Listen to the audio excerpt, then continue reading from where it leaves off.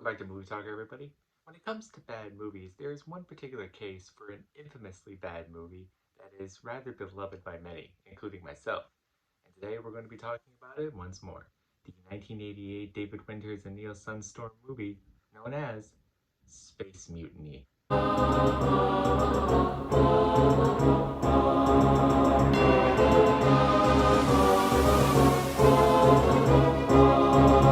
Space Mutiny is a 1988 sci-fi action adventure film that is largely regarded as, well, being pretty bad. It would have been largely forgotten had it not been for Mystery Science Theater 3000, who riffed on it and made it pretty famous. Now it's considered one of the best so bad it's good movies of all time, up there with movies like Troll 2 and The Room. But is it truly so bad? And or is it truly so bad it's good as well? Well, let's take a look for ourselves and figure this out. So let's launch out of railings and figure out what our main character's name is as we take a look at Space Mutiny. Before we talk about the movie, let's talk about the theme song because it is truly so special.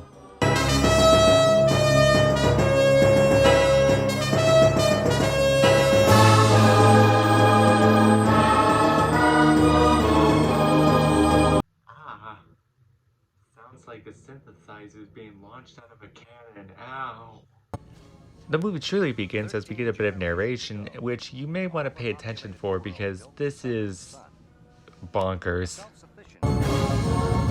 13 generations ago, our overpopulated world built the Southern Sun, a self-sufficient spaceship that would be home to thousands of migrants for the 10-light-year journey to a new and uncolonized world. Our current descendants have come to accept the Southern Sun as their home and work for a better future for their children. While most of the inhabitants of this generation are content, there are some who have grown restless and impatient. Everybody got that? No? Get used to that, folks. There's a whole lot of that in this movie. It's here we get to meet our main villain, Calgon, played by John Philip Law, who wants to disrupt the transportation of a bunch of women known as the Balerians. Speaking of the Balerian women, we cut to our next scene where we see the ship of the Balerians being dropped off to our location. But it also looks like the defense squadron is being attacked by a rogue squadron team. Stop! I knew I should have been stock footage! Commander Calgon, can I help you? Excuse me, sir. Commander, sir, what are you doing? Yes, try to talk with the guy who so obviously is the bad guy. Gee, I wonder how this is gonna end for this guy. Let's find out, shall we? No!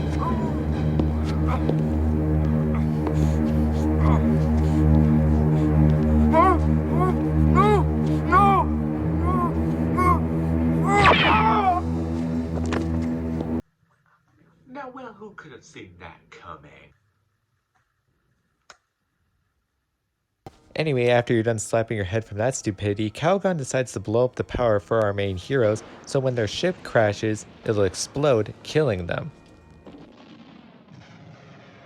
And while it is tragic, truly tragic for our main heroes, I'm not gonna lie, it's kind of worth it to see how our main hero says that they lost power.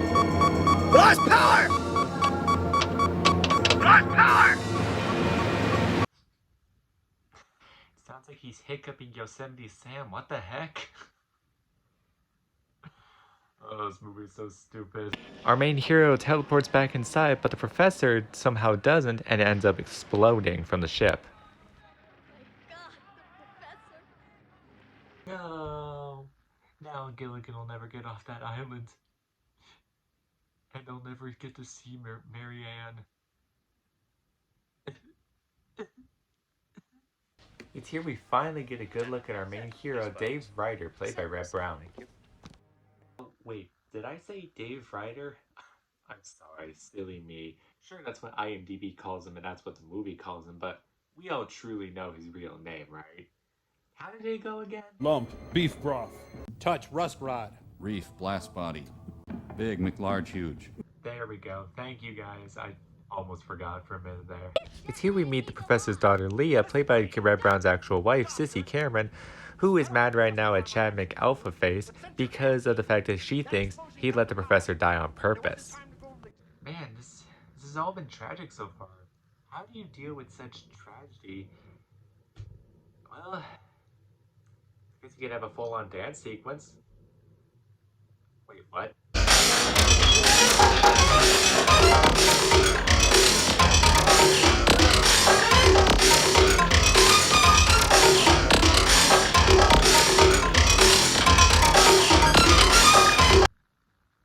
Oh my gosh. This doesn't begin to explain the goofiness that we are in for an hour and a half, are we?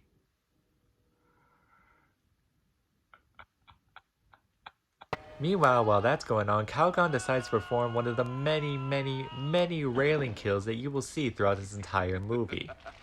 In fact, it's time now to play the Space Mutiny game of take a sip every time someone does a railing kill. Trust me, by the end of this can will be officially empty. So, let's begin, shall we?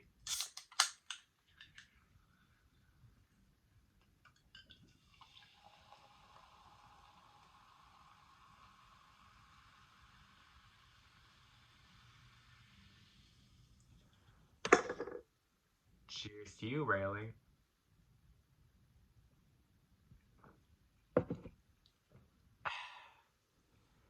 I'm gonna have to pee a lot, aren't I?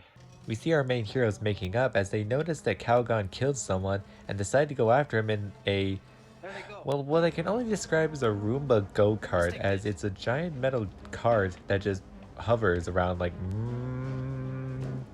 it's quite silly. Let's just put it that way there.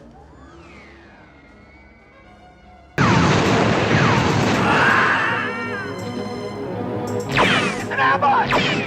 Get out of here!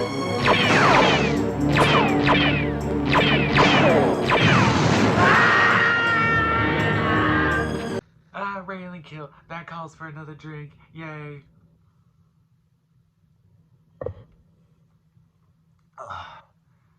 Oh, this game's gonna be so good.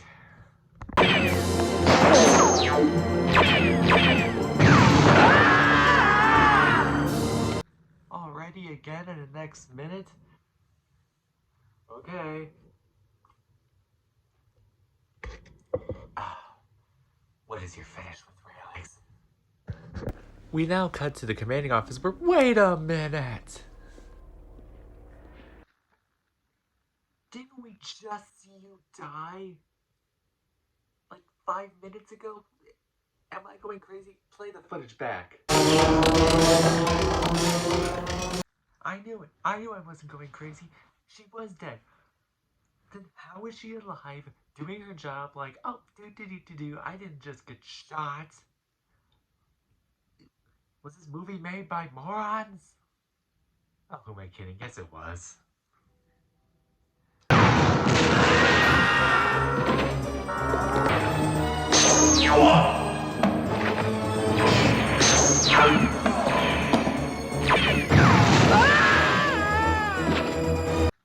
Oh, come on.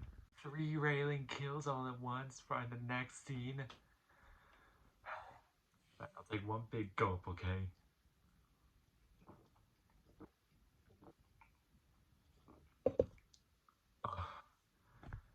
This is gonna hurt after the end of this movie, isn't it?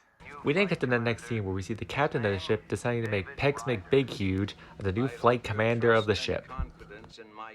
Now, with all this gripping action and thrilling suspense and gripping story, I wonder how they're gonna follow up our next moment of our main hero becoming flight commander of the ship. We used to change flight commanders every day.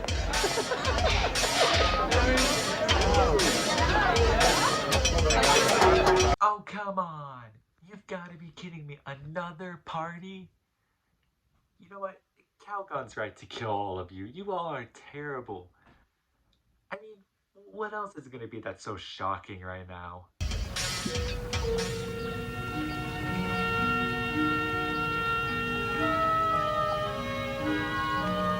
Ah! Ah! Take that away! I don't want to see that. Seeing Captain America getting on with a woman who looks older than she is.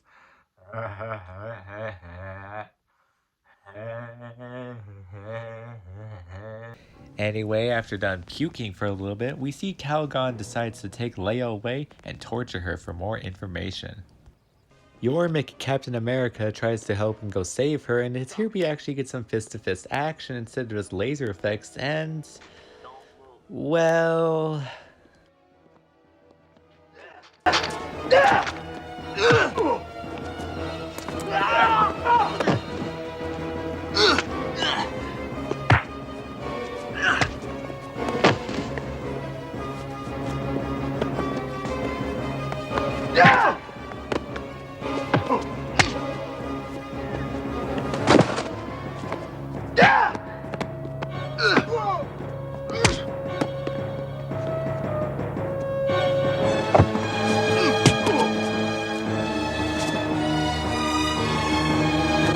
You can probably see why they mostly do laser effects in this movie, because the action is a little stiff and awkward. It makes everyone kind of look like they're ragdolls. It's not great. Don't sound like it's a knock knock joke. Let me go answer. Who there? Dog, it pain. Pain not funny. Pain painful. Well, that's another railing kill to add to the drink pile. It's been a while since we've done one.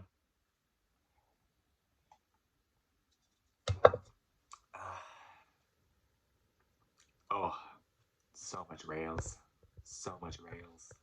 Leah gets set free, and another fight ensues, including more laser effects and more flying backwards. Dooty dooty, the worst death ever. Wait, wow, dude. Not cool. Ugh. Congratulations, sir. You officially earned the worst Sith ever because of the lamest railing death ever.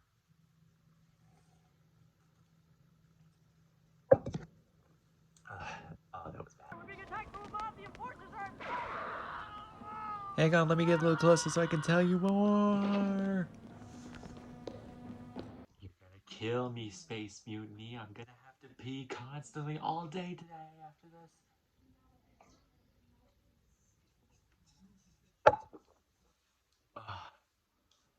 How much longer do we have of this movie? Those stairs are out of commission! Ha ha ha ha ha! I'm gonna have my own mutiny after this.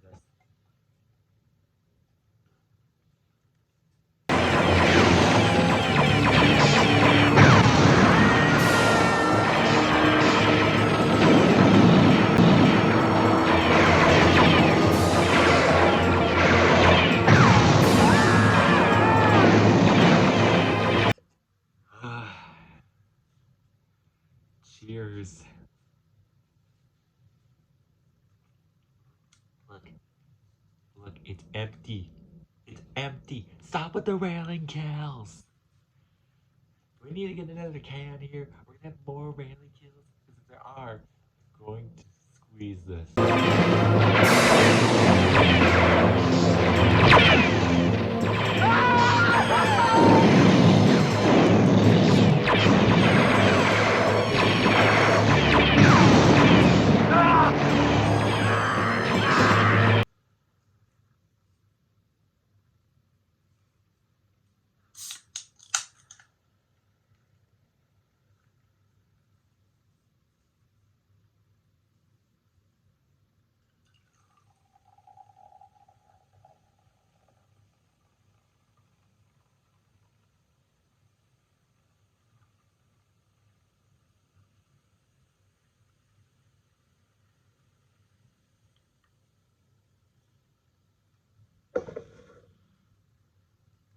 I hate you, Space Mutiny.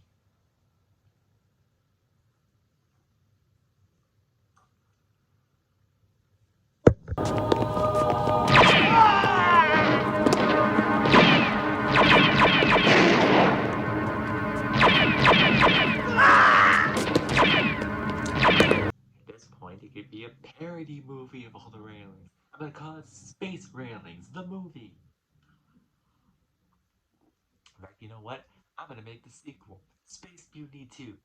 Yes, there's more rails. This started so fun with the drinking game, but now it's painful. After the millionth railing kill, our heroes decide to burn the man who decided to help Calgon out alive. Our heroes, ladies and gentlemen. Oh, who am I kidding? I hope you all burn. Calgon decides it's time to finish them off once and for all and decides to go for the race to death with the hover Roomba.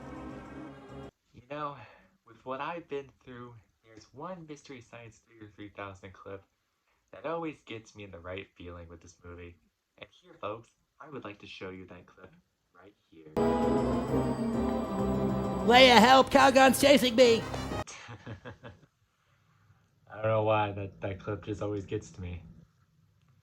You know, I feel like I'm forgetting a scene though that is rather infamous with this movie. I can't really think of that scene right now.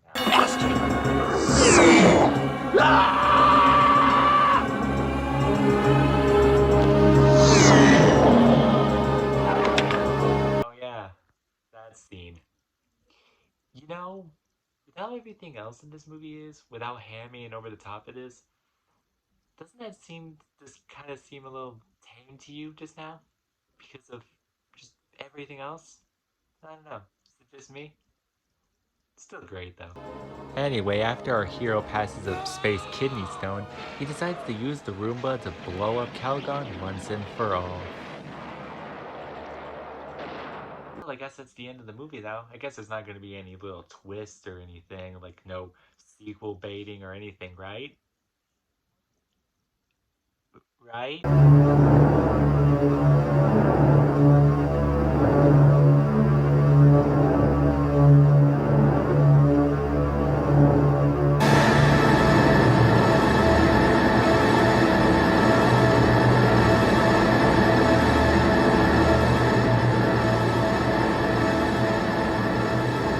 Yeah, no, I don't think so. This movie did bomb pretty hard, so I'm gonna go with no sequel for you. No, but I can't leave yet. I have to talk about the song "Edge of a Dream" that plays at the end credits of this movie, which are definitely very 80s, that's for sure. My moment is here.